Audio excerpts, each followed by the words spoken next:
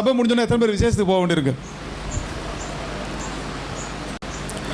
சரி, மெதுவாக போகலாம், ஒன்றும் அவசரம் இல்லை, சரிங்களா? சரி, கிறிஸ்துவுக்குள் உங்கள் வாழ்க்கை எப்படிப்பட்டது என்ற தலைப்பில் கர்த்தருடைய வார்த்தை நம்ம கேட்போம். கிறிஸ்துவுக்குள் உங்கள் வாழ்க்கை எப்படிப்பட்டது? 4 வகையான கிறிஸ்துவர்கள் இருக்கிறாங்க, அதை நம்ம பார்த்துருவோம். முதலாவது வெளிவேச வாழ்க்கை அல்லது நாடக வாழ்க்கை வாழ்கிற கிறிஸ்தவங்க. வெளிவேசம் வாழ்க்கை அல்லது நாடக வாழ்க்கை வாழ்கிற கிறிஸ்தவங்க. அப்போஸ்தலர் 5ஆம் அதிகாரம், அப்போஸ்தலர் 5ஆம் அதிகாரம் 1-10 வரைக்கும் நல்ல சத்தமாக ஒருத்தர் வாசிங்க. அனனியா இந்த வார்த்தைகளை கேட்கவே விழுந்து ஜீவனை விட்டான். ஒரு பயம் உண்டாயிற்று.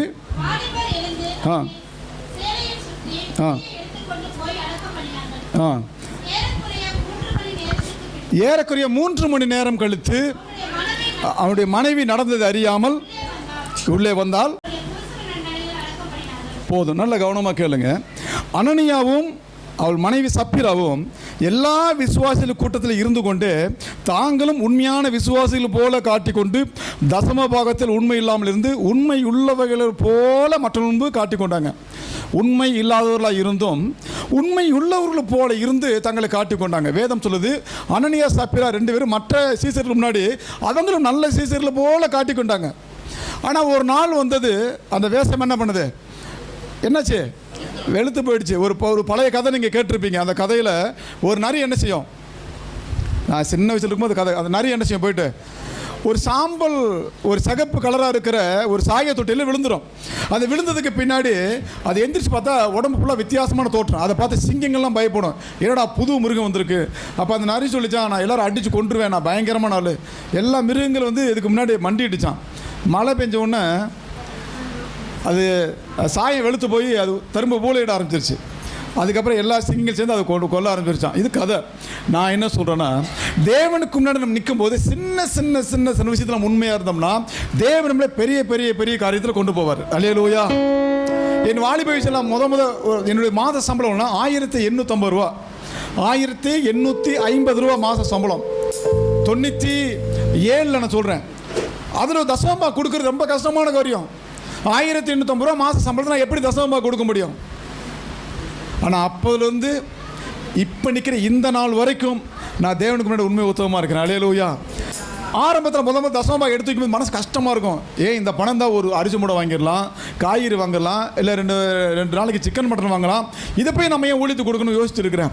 ஆனால் அதுக்கப்புறம் பழகிப்பட்டதுக்கு பின்னாடி நம்ம கையில் வருமானம் வந்த உடனே தனியாக பிரிச்சுருவோம். அது ஏன் காசு கிடையாது, மற்றவங்க காசு நீங்கள் எடுக்க முடியுமா? இப்போ உங்கள் கையில் 500 ரூபா நான் கொடுத்து வச்சுருக்கேன், இது வச்சுக்கோங்க சிஸ்டர், அப்புறம் வாங்கிக்கிறேன்னா அந்த காசு நீங்கள் செலவு பண்ணுவீங்களா? ஏன் செலவு பண்ண மாட்டீங்க? நான் திரும்பி எப்போனாலும் கேட்பேன் இல்லைங்களா? அப்போ கர்த்தருக்குரிய நம்ம தனியாக எடுத்து வச்சுட்டோம்னா அது வந்து நம்ம செலவு பண்ணக்கூடாதுன்னு ஒரு நிபந்தனை, ஒரு கட்டளை, ஒரு அன்பின் கட்டளை நமக்குள்ள வந்துருச்சுன்னா நாம் கொடுத்ததை காட்டிலும் 1000 மடங்கு கொடுக்க தேவன் வல்லவராக இருக்கிறார். அல்லேலூயா, அல்லேலூயா.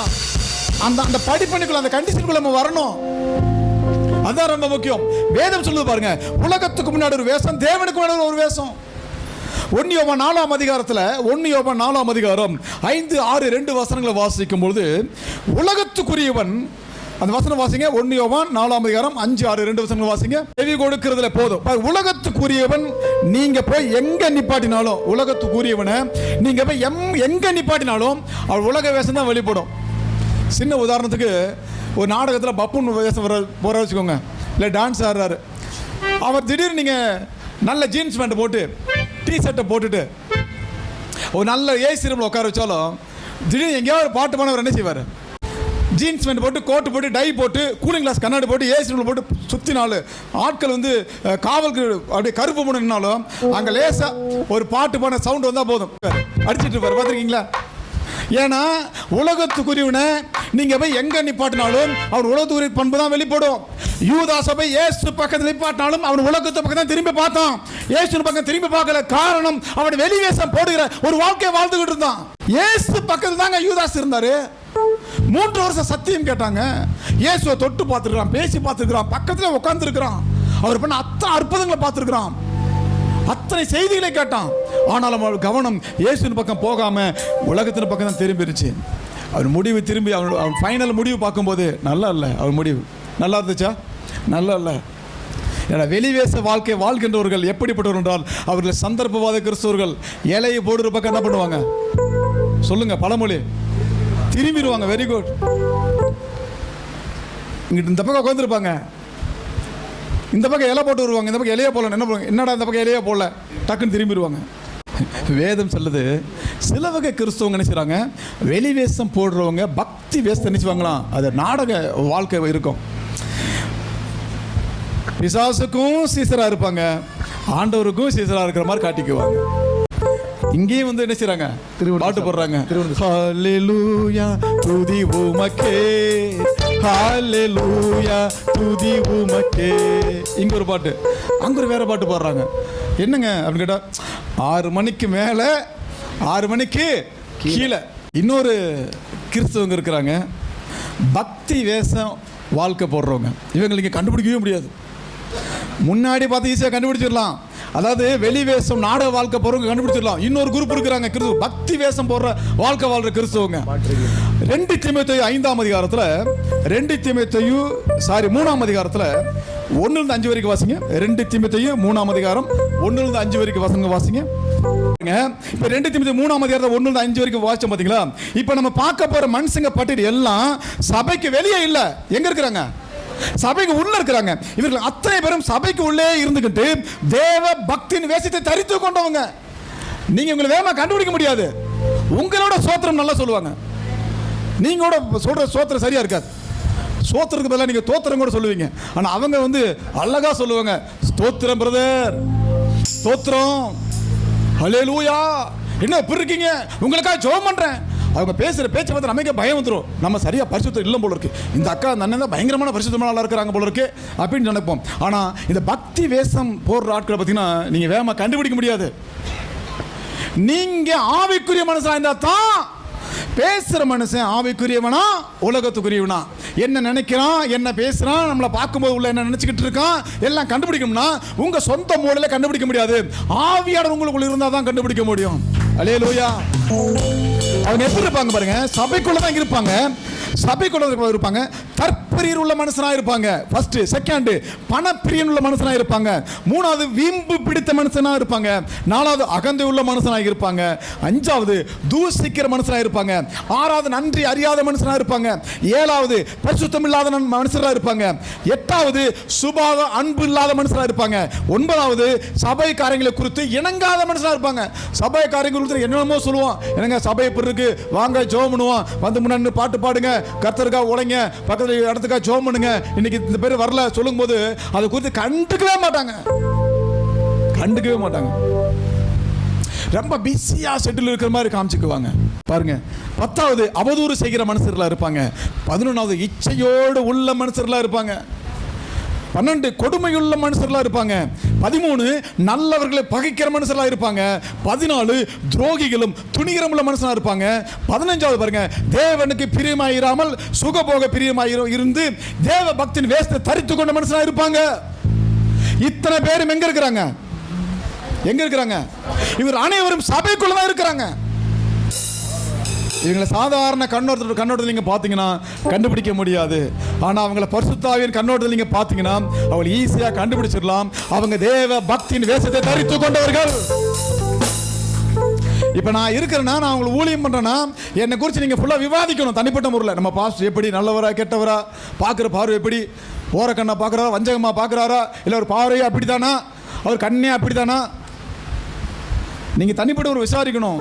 விசாரிச்சுட்டு ஆண்டவர் சமூகத்தில் ஜெபம், ஆண்டவரே என் பாஸ்டர் எப்படிப்பட்டவர், சபை மேய்ப்பர் எப்படிப்பட்டவர், அந்த சபைக்கு நம்பி போகலாமா இல்லையா, நல்லவரா கெட்டவரா, ஏதாவது வம்புல மாட்டி விட்டுருவாரா, பிரச்சனைகளை மாட்டி விட்டுருவாரா, கோர்ட்டு கேஸில் மாட்டி விட்டு குடும்பத்தை நடுத்தரில் நிப்பாட்டிடுவாரா, யோசிக்கணும். இப்போ நான் இருக்கிறேன்னா ஒரு பிரச்சனை உள்ள போறதுக்கு முன்னாடி என் சபையோட ஆடுகளை குறித்து நான் யோசிச்சு பார்த்து, நான் நல்லவனா இருந்தா என் சபை மக்களையும் நல்ல வழியில் நடத்தணும். அல்லேலூயா, அல்லேலூயா.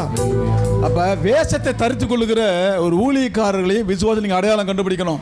அல்லேலூயா. ஒரு பக்கம் இழுப்பாங்க, இந்த பக்கம் ஒரு பக்கம் இழுப்பாங்க. சபைக்கு போகாத அங்க வாணி இழுப்பாங்க, எதுக்கு ஜெப கொடுத்து போறீங்க இங்க வாணி இழுப்பாங்க. வேதம் சொல்லுது என்ன தெரியுமா, நீ உலகத்துக்குரியவனா இருந்தா உலகத்து பக்கம் போ, தேவனுக்குரியவனா இருந்தா தேவன் பக்கம் வா. பரலோகம் வேணுமா, இந்த பக்கம் ரைட் பக்கம் திரும்பிரு. நரகம் வேணுமா, இடது பக்கம் திரும்பி போ. பாகால் தெய்வம் என்றால் பாகால வழிபடுங்க. கர்த்தர் தெய்வம் என்றால் கர்த்தரை வழிபாடுங்க. இங்கேயும் ஒரு கால் அங்கே ஒரு கால் வச்சிருக்க முடியாது. அல்லேலூயா. சாதாரண நம்ம குளிக்க போகும்போது குளிச்சுட்டு கொஞ்சோண்டு சோப்பு நுரையோட சில பேர் வெளியே வந்துடுவாங்க, பார்த்துருக்கீங்களா? அந்த மாதிரி நாங்கள் வந்ததே இல்லை. எத்தனை பேர் நுரையோடு வெளியே வரும்போது எல்லாரும் சொல்லுவாங்க, என்னப்பா பாதி நுரையோடு இருக்க? பாதி குளிக்காமல் வந்தாலே குளிக்க சொல்கிறோமே. தேவனுடைய சமூகத்தில் நிற்கும்போது நம்ம முழுசாக நம்மளை ஒப்பு கொடுக்கணுமா? அல்லேலூயா. நம்மளை ஒப்பு கொடுத்தா தானேங்க ஒரு நல்ல வாழ்க்கை நம்ம வாழ முடியும்.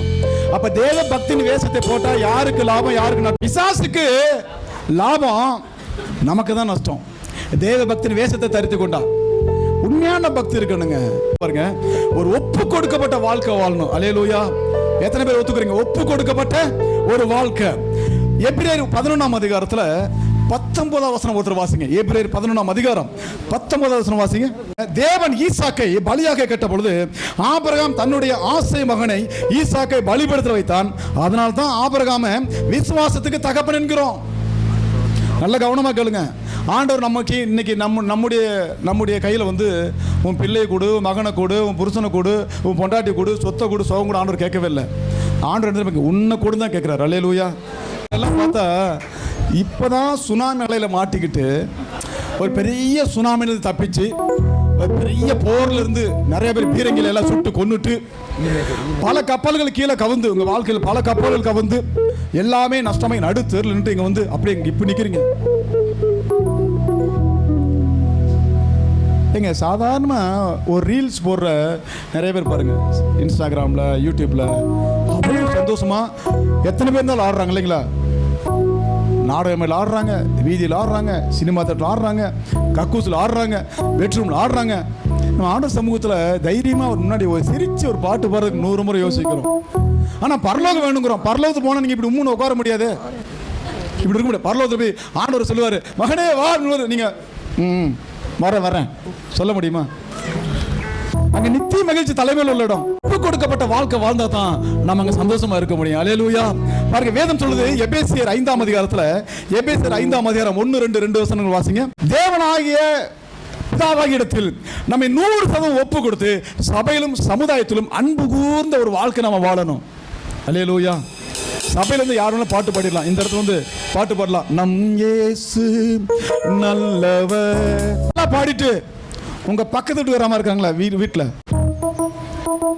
அவங்கள அப்படி பயங்கரமா வஞ்சிட்டு சண்டை போட்டுட்டு அவங்க நல்லாவே இருக்கக்கூடாதுன்னு சபிச்சுட்டு 10 சொடக்கு விழுகாட்ட கூட இன்னொருத்த கையை பிடிச்சி ஒரு சொடக்கு போட்டு குறையா இருக்கு அந்த சொடக்கு போட்டுட்டு இங்க வந்து ஆண்டவரே நீ நல்லவர் சர்வ வல்லவர்னு ஆண்டவர் சொல்லுவார். தம்பி, தங்கச்சி, மகளே, மகனே, உன் ஜபமே பொய்யா இருக்கு, நீ பொய்க்கு பிதாவா இருக்கிற, உன் ஜபம் ரொம்ப நாற்றம் எடுக்குது, இப்படி ஜபம் பண்ணவே கூடாதுப்பா. அர்ப்பணிக்கப்பட்ட வாழ்க்கை என்னன்னா, கிறிஸ்து எனக்காக சிலுவையிலே பலியானார். அல்லேலூயா.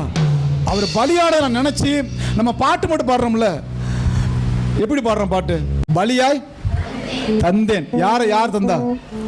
நீங்க. பலின்னு என்னதுங்க? ஒரு மீனை வீட்டில் பிடிச்சி ஒரு ஆத்துல பிடிச்சி வந்துட்டீங்க, அந்த மீனை நல்லா சுட்டுட்டீங்க, நல்லா சுட்டு மசாலா போட்டு சுட்டுட்டீங்க. சுட்டதுக்கு அப்புறம் மீன் துள்ளுமா? மீன் வந்து தண்ணி விட்டா நீச்சல் அடிச்சு போகுமா? எதிர் நீச்சல், முங்கு நீச்சல் போகுமா? ஏன்னா அது என்ன ஆயிடுச்சு? பலி ஆயிடுச்சு. இப்ப நாம பலியானதுக்கு பின்னாடி நம்ம சுயம் எப்படி வெளிப்பட முடியும்? நீங்க ஞானஸ்தானம் எடுத்தீங்கல்ல, அன்னைக்கே நீங்க டெத் ஆயிட்டீங்க. அது நீங்க தெரியாம இன்னும் டெத் சர்டிஃபிகேட் வாங்காம வச்சிருக்கீங்க. நீங்க ஞானஸ்தானம் எடுத்த அன்னைக்கு நீங்க டெத் ஆயிட்டீங்க, அது நீங்க புரியல. அன்னைக்கே நீங்க அவுட்டு. அன்னைக்கு நீங்க வேற புது மனுஷனா நீங்க பிறந்திருக்கீங்க, பழைய மனுஷனை தோண்டி எடுக்க கூடாது. அல்லேலூயா. அப்ப வேதம் சொல்லுது பாருங்க, கிறிஸ்துவுக்குள் நம்ம வாழ்ற வாழ்க்கை ஒப்பு கொடுக்கப்பட்ட வாழ்க்கை வாழணும். நீங்க ஒப்பு கொடுத்துட்டீங்கன்னா எந்த சூழலும் திரும்ப பழைய மனுஷன் நீங்க தோண்டி எடுக்க கூடாது. நம்ம அடிக்கடி சொல்ற வார்த்தை தெரியுமா? நான் மாத்திரம் சர்ச்சுக்கு போகாம இருந்திருந்தேன்னா, வீட்டில் அடிக்கடி மிரட்டிட்டு இருக்கோம்ல, நான் மாத்திரம் ஞானஸ்தானம் எடுக்காம இருந்திருந்தேன், கையில் அருவாள் வச்சிருப்பாங்க, இதை வச்சு கொத்திருவேன். கையில் அருவாள் வச்சுக்கிட்டு கொத்தாம சில கொத்துவாங்க, கொத்திருவேன். நான் மாத்திரம் ஆண்டவர் அபிஷேகம் பெறாம இருந்திருந்தேன், இன்னைக்கு வீடை 2ஆக்கி இருப்பேன். அதை தாண்டி சில பேர் போவாங்க, நான் மாத்திரம் சர்ச்சுக்கு போகாம இருந்தேன், இன்னும் தொங்கி இருப்பேன். அதுல ராட்டனமா குஞ்சலா? ஒரு கிறிஸ்துவுக்குள்ள வாழ்ற வாழ்க்கை ஒரு மனுஷனை நீங்கள் தனியாக விட்டால் போதும், அந்த இடத்துல யாருமே இல்லைங்க. அவன் மட்டும் தனியாக இருக்கிறான்னா அவன் பாவம் செய்ய முடியாது. அவன் முன்னாடி செல்ஃபோன் இருக்கலாம், அசிங்கமானதை பார்க்க முடியாது. ஒரு மதுபானம் இருக்கலாம், குடிக்க முடியாது. ஒரு கணேஷ் பையில கூலி பாக்கெட்டு, பீடி, சிகரெட்டு, கஞ்சா, போதை ஊசி இருக்கும், அதை உபயோகப்படுத்த முடியாது. காரணம், எனக்குள்ள இயேசு கிறிஸ்து பின்னி பிணைந்து இருக்கிறாரு. அல்லேலூயா, அல்லேலூயா. அவனை பாவம் செய்ய விட மாட்டாரு. யோசேப்பு பாவம் செய்கிற இடத்துல தான் இருந்தான், அவன் பாவம் செய்யவே இல்லை. பாவம் அவனை தேடி வந்தது, அவன் தேடி போல, பாவம் அவனை தேடி வந்துச்சு, ஆசை காட்டினது. ஆனாலும் கிறிஸ்து அவனுக்குள்ள இருந்ததுனால அவன் தப்பிச்சுட்டு போயிட்டான். அது ஒப்பு கொடுக்கப்பட்ட வாழ்க்கை. யூதா 1:3 சொல்லுகிறது, ஒரு விசை ஒப்பு கொடுக்கப்பட்ட விசுவாசத்திற்காக நீங்கள் தைரியமாய் போராட வேண்டும். ஒப்பு கொடுக்கப்பட்ட விசுவாச வாழ்க்கைக்காக தைரியமாக தீமையும் பிசாசையும் நம்ம எதிர்த்து நிற்கணும். இயேசு கிறிஸ்துக்குள் இருந்த அந்த தைரியம், விசுவாசம், அன்பு நமக்குள் இருந்தா பிசாசு நம்மை கண்டு பொறாமைப்படும்படி, வெட்கப்படும்படி ஒரு அற்புதமான வாழ்க்கை வாழலாம். அல்லேலூயா. நீங்க பண விஷயத்துல வீக்கா இருந்தா உங்க முன்னாடி பணத்தை காட்டுவான்.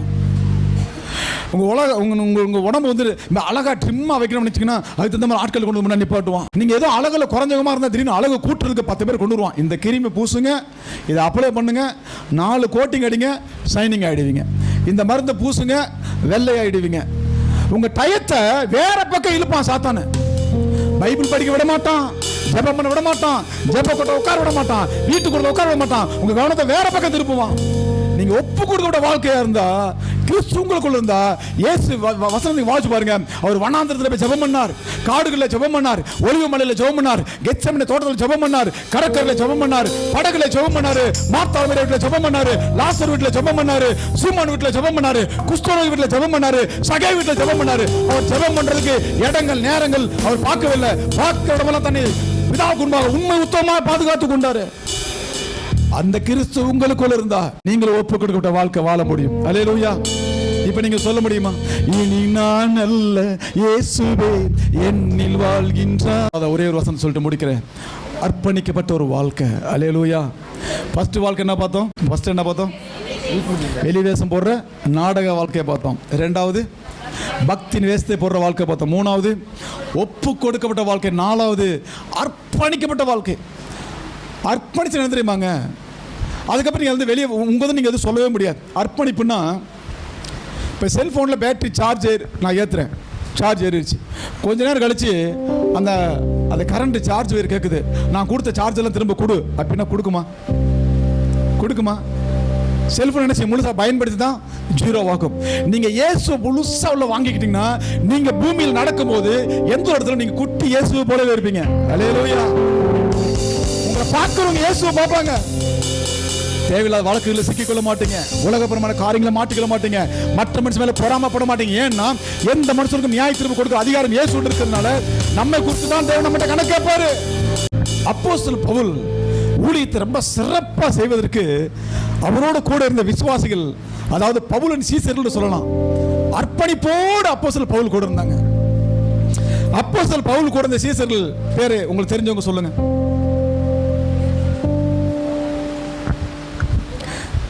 அப்போஸ்தலன் பவுல் கூட இருந்த சீசர்கள் பேரு எப்பயுமே பவுல் சேர்ந்து சீலான்னு சொல்லுவீங்களா? அது கூட மறந்துட்டீங்களா? சீலான்றது ஆம்பளையாள், சரிங்களா? ரொம்ப பேர் பொம்பளையாள் பேர் வச்சிருக்காங்க, உண்மையிலே ஆம்பளையாள் பேர். ஓகேங்க, சரிங்களா? சரி, ஃபர்ஸ்ட் ஆக்கிலால் பிரிஸ்கல். இப்போ பாருங்க, முதல்ல அவன் கூட இந்த ஃபர்ஸ்ட் மனுஷன் தீமோத்தேயு. அல்லேலூயா. தீமோத்தேயு நிறைய வசனங்கள் சொன்ன டைம் பார்த்து சுருக்கமாக சொல்கிறேன். தீமோத்தேயுக்கு கடுமையான வயிற்று வலி இருந்துச்சு. எத்தனை பேருக்கு தெரியும்? படிச்சிருக்கீங்களா இல்லையா? கடுமையான வயிற்றில் இருக்கும்போது தீமோத்தேயு பவுல் என்ன சொன்னாரு? திராட்சை கொஞ்சம் கூட்டி கொண்டாரு. அப்போஸ்தலன் பவுல் போற இடமெல்லாம் தீமோத்தேயு கூட போயிட்டே இருந்தாரு, அவ்வளோ வயிற்று வலியோட. இன்னைக்கு நம்ம சபைக்கு வர சொல்றோம், யாருக்குமே வயிற்று வலி இல்லை, ஆனா என்ன செய்ய மாட்டாங்க? வரமாட்டாங்க. அர்ப்பணிப்பு எங்க இருக்கு நீங்க கண்டுபிடிக்கணும். அந்த கண்டுபிடிக்கிற சான்ஸ் உங்களுக்கு தர்றேன், சரிங்களா? ஏன் சபைக்கு வரல? தீமோத்தேயு வந்து அப்போஸ்தலன் பவுல் கூட போயிட்டு இருக்காரு. அப்படி போயிட்டு கடுமையான வயிற்று வலிங்க, அவ்வளவு வயிற்று வலியில பவுல் கூடவே போறாரு. அதுதான் பவுலுடைய வாழ்க்கை. நிருபங்கள் நம்ம கையில் இருக்குன்னா அது காரணம் கூட இருந்த சீசர், அர்ப்பணிக்கப்பட்ட சீசர்கள். இரண்டாவது பர்னபா பார்த்தீங்கன்னா இவர் பவுலுக்கு வழிகாட்டியா இருந்தார். பவுல் போராடமெல்லாம் அந்த போகிற ஒவ்வொரு மிஷனரி பயணங்கள்லாம் கூட போனார். பர்னபா ரொம்ப உதவியாக இருந்தார் அப்போஸ்தலர் பவுலுக்கு.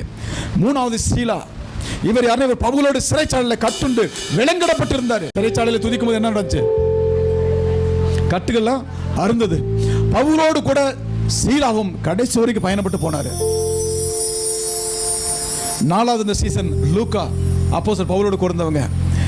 இவர் ஒரு டாக்டர், ஒரு எழுத்தாளர், ஒரு நல்ல மருத்துவர், அதுபோக மிஷனரி பயணங்கள் ரொம்ப அவரோடு கூட இருந்தவர். அப்போஸ்தலர் பவுலோட சீசர்ல தான் ஒரு ஆளு காஸ்பல் எழுதினார். அல்லேலூயா. மத்தேயு, மார்க்கு, லூக்கா, யோவான் இருக்குல்ல, இந்த மத்தேயு யோவான் ரெண்டு பேரும் யார் தெரியுங்களா? இயேசுவோட நேரடி சீசர்கள் மத்தேயு, யோவான். இந்த லூக்காவும் இந்த மார்க்கும் அப்போஸ்தலர் பவுலோட சீசர்கள். அவங்க ரெண்டு பேரும் தான் காஸ்பல் எழுதுனாங்க. இன்னைக்கு வரைக்கும் நம்ம படிக்கிறோம் பாத்தீங்களா? காஸ்பல் என்னது? நற்செய்தி நூல்கள் எழுதுனது. இப்ப பாருங்க, லூக்கா ஒரு டாக்டரா இருந்தாரு, ஒரு மருத்துவரா இருந்தாரு. அவருடைய டாக்டர் வேலை இருந்தாலும் அவர் ரட்சிக்கப்பட்டு பவுலோட கூட பின்னாடியே தெரிஞ்சாரு. இன்னைக்கு நம்ம கூட டாக்டர் இல்லாத கூட என்ன செய்ய மாட்டேறாங்க? என்ன செய்ய மாட்டேறாங்க? வரமாட்டேறாங்க. எங்க நீங்க தான் டாக்டர் இல்லையே, வாங்க அப்படின்னா வரமாட்டேன், வீட்டில் 4 ஊசி போட வேண்டியிருக்கு. ஐந்தாவது பாருங்க, மார்க் கூட இருந்தான் அப்போஸ்தலர் பவுல் கூட. பவுலின் ஆரம்ப காலங்களில் மார்க் ஊழியத்துக்கு ரொம்ப உதவியாக இருந்தார். பின்னாடி மறுபடியும் பிரச்சனை வந்தது. அதுக்கப்புறம் சீலாவை கூப்பிட்டு போனார். அதுக்கப்புறம் மறுபடியும் பார்த்தீங்கன்னா மார்க் கூப்பிட்டு ஊழியத்தில் ரொம்ப உதவியாக இருந்தார். ஆறாவது பார்த்தீங்கன்னா ஆக்கிலால், பிரிஸ்கில்லால், இவங்க ரெண்டு பேரும் கணவன் மனைவி தம்பதியாக இருந்தாங்க. இந்த கணவன் மனைவி தம்பதி பவுலுக்காக உயிரை கொடுக்க கூட முன்னாடி இருந்தாங்க. ஒரு அர்ப்பணிக்கப்பட்ட வாழ்க்கை வாழ்ந்தாங்க. அவங்க பேரெல்லாம் பைபிள் இருக்கு. ஏழாவது பார்த்தீங்கன்னா தீத்து, இவன் பவுல் நம்பிக்கைக்குரிய சீசன். தீத்துவுக்கு பவுல் கடிதங்கள் மூலமாக நல்ல தொடர்பை வச்சிருந்தாரு. இன்னைக்கு கைகளில் நிறைய பேர் போன் வச்சிருந்தாலும் ஒரு மாசத்துக்கு ஒரு முறை கூட பாஸ்டர் நல்லா இருக்கீங்களான்னு விசாரிக்கிறதுக்கு நம்ம சபையில் என்ன இல்லை ஆள் இல்லை. ஒரு மாசத்துக்கு ஒரு முறை, ஒரே நிமிஷம், பாஸ்டர் நல்லா இருக்கீங்களா, செத்துட்டீங்களா, உயிரோடு இருக்கீங்களா, அடக்காராதனைக்கு வரணுமா, இல்லை வீட்டுக்கு டீ சாப்பிட வரணுமா, ஒரு ஃபோன் இல்லை. இப்போ பாருங்க, தீமோத்தேயை காட்டிலும், பர்னபா காட்டிலும், சீலாவை காட்டிலும், லூக்காவை காட்டிலும், மார்க்குவை காட்டிலும், ஆக்கிலால், பிரிஸ்கில்லாலை காட்டிலும், தீத்துவை காட்டிலும் நீங்கள் நானும் ரொம்ப பிஸியான மனுஷங்க. விசாரிக்க கூட மாட்டேங்கிறோம். சபைக்கு ஒரு விசுவாசி வரலாம், விசாரிக்க மாட்டோம். பாஸ்டர் எப்படி இருக்காங்க விசாரிக்கிறது இல்லை. ஆவிக்குரிய வாழ்க்கையில முதலாவது நம்ம தேவனை கனம் பண்ணணும். இரண்டாவது நம்ம சபை மேய்ப்பரை கனம் பண்ணணும். அல்லேலூயா. அதனால ரொம்ப ஆவிக்குரிய வாழ்க்கையில முதலாவது தேவனை கனம் பண்ணணும். இரண்டாவது நம்ம கொடுத்த மேய்ப்பனை நம்ம கனம் பண்ண தெரிஞ்சுக்கணும். அர்ப்பணித்து ஒப்பு கொடுக்கப்பட்ட வாழ்க்கை வாழ்கின்ற விசுவாசிகளே தேவனுடைய ராஜ்யத்தில் பிரவேசிப்பாங்க. அல்லேலூயா. ஒத்த வேஷம் போடுற விசுவாசிகள், பக்தி வேஷம் போடுற விசுவாசிகள், நாடக வெளி வேஷம் போடுற விசுவாசிகள், அப்படிப்பட்டவங்களே இருக்காம கிறிஸ்துவுக்குள் ஒப்பு கொடுக்கப்பட்ட அர்ப்பணிக்கப்பட்ட வாழ்க்கை வாழ்ற விசுவாசில இருந்தா பரலோகராஜ்யம் நமக்கான கதவை திறக்கும். வேஷம் போடுற வாழ்க்கை இல்லாம, நாடக வேஷம் போடுற வாழ்க்கை இல்லாம, ஒப்பு கொடுத்த வாழ்க்கை வாழ்ந்து ஒரு அர்ப்பணிப்போடு உமக்காக உம்மை பின்தொடர உதவி செய்யுங்க.